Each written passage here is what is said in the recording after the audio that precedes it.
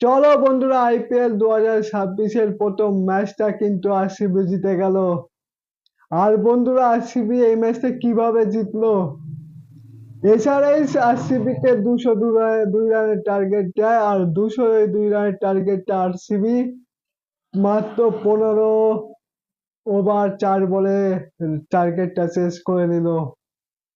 এ কি RCB team বন্ধুরা! এই টিমটা তো 2025 সালের চ্যাম্পিয়ন্স টিমের থেকেও খতরনাক লাগছে।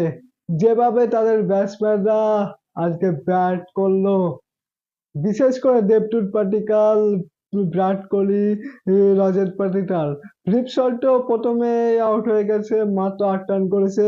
কিন্তু বিরাট কোহলি 38 বলে 69, আর দেবদূত পাডিক্কাল তো প্রত্যেকটা বলে 4 6 মারছিল। আউটস্ট্যান্ডিং বা ব্যাটিং করেছে। 26 বলে